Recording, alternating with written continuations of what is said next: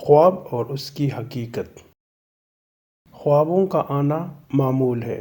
خواب مختلف قسم کے ہوتے ہیں۔ کچھ خواب خوشی سے متعلق ہوتے ہیں اور کچھ خواب ڈراؤنے ہوتے ہیں جو ہمیں خوف میں مبتلا کرتے ہیں۔ خوابوں کا مطلب ہے نیند کے مراحل کے دوران سرگرمی۔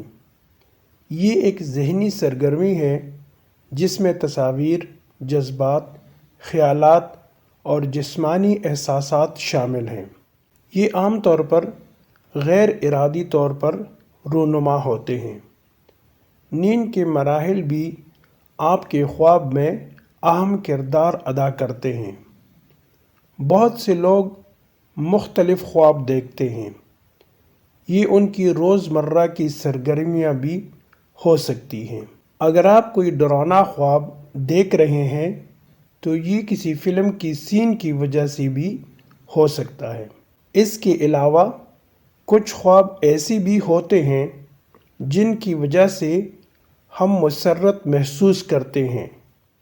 ہم جانتے ہیں کہ خواب کیسے ہوتے ہیں اور یہ آپ کو کیا بتاتے ہیں۔ خواب کی 3 قسمیں ہیں۔ نمبر 1، بشارت الہی۔ اللہ تعالیٰ کی طرف سے بندے کو بذریعہ خواب الہام کر دیا جاتا ہے اور جو واقعات آئندہ پیش آنے والے ہیں ان کے بارے میں متنبہ کر دیا جاتا ہے۔ خوش کن خواب ہوں تو اللہ تعالیٰ انہیں بھی اپنے خزانے غیب سے دل میں القاء کر دیتا ہے۔ اس کو بعشرات بھی کہا گیا ہے۔ نیز ایسی ہی خوابوں کو نبوت کا 40واں حصہ قرار دیا گیا ہے۔ ایسے خواب بندے کو محفوظ رکھنے اور طلب حق میں زیادہ سرگرم رکھنے کے لیے آتے ہیں۔ نمبر 2، حدیث نفس۔ جس قسم کا انسانی ذہن ہوتا ہے اس کو خواب بھی اسی قسم کے آتے ہیں۔ جو شخص جس قسم کا کام کرتا ہے اور ہر وقت اسی میں مگن رہتا ہے اسے خواب بھی اسی پیشے کی مناسبت سے آتے ہیں۔ اگر ذہن میں عشق سمایا ہوا ہے تو خواب بھی عاشقانہ دکھائی دیتے ہیں۔ اگر بھوکا پیاسا ہے تو خواب بھی کھانے پینے ہی کے بارے میں آئے گا۔ نمبر 3، شیطانی ڈراؤ۔ شیطان ڈرانے کے لیے کچھ واقعات یا صورتیں ذہن میں ڈال دیتا ہے اور کبھی گمراہ کرنے کے لیے خواب میں ایسی چیزیں دکھا دیتا ہے جن کے زیر اثر وہ شخص راہ راست سے بھٹک جائے۔ جیسا کہ حدیث میں ہے کہ ایک آدمی نے کہا، میں نے خواب میں دیکھا کہ میرا سر کاٹ دیا۔ ایسے خواب شیطانی ہوتے ہیں۔ آخری دونوں قسم کے خوابوں کی کوئی حیثیت نہیں۔ اگر ایسے خواب آئیں تو اس کا حدیث نبوی میں یہ حل پیش کیا گیا ہے کہ بائیں طرف دھتکار کر شیطان سے پناہ مانگنی چاہیے اور کروٹ بدل لینی چاہیے۔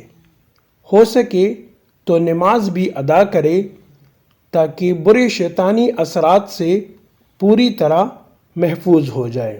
خواب کی حیثیت۔ خواب کو نبوت کا 40واں حصہ کہا گیا ہے۔ علاوہ ازیں اسے بعشرات یعنی خوشخبری دینے والے خواب بھی کہا گیا ہے۔ جس طرح اللہ تعالیٰ وحی کے ذریعے انبیاء کرام علیہم السلام کو حالات سے آگاہ کر دیتا ہے، اسی طرح خواب کے ذریعے مومن کو بھی کسی بات کا کشف ہو جاتا ہے یا خواب کے ذریعے الہام ہو جاتا ہے اور وہی کچھ ہوتا ہے جو کچھ اسے خواب میں دکھایا گیا تھا۔ اس صورت میں یہ خواب دیکھنے والے کے لیے خوشخبری بن جاتا ہے۔ اس کا دل مطمئن ہو جاتا ہے اور اسے حقیقت سے آگاہی ہو جاتی ہے۔ یہ بات انتہائی اہم ہے کہ خواب کو بنیاد بنا کر اس سے کوئی مسئلہ ثابت نہیں کیا جا سکتا، نہ دوسرے لوگوں کے لیے خواب کوئی ہبت ہوتا ہے۔ امام ابن سیرین رحمہ اللہ، جن کا نام علم تعبیر کی افق پر 13 صدیوں سے جگمگا رہا ہے، انہوں نے خواب کی حیثیت میں بیان کر دی ہے۔ ترجمہ: اچھے خواب سے انسان خوش ہو جاتا ہے، مگر اسے کسی دھوکے میں مبتلا نہیں ہونا چاہیے۔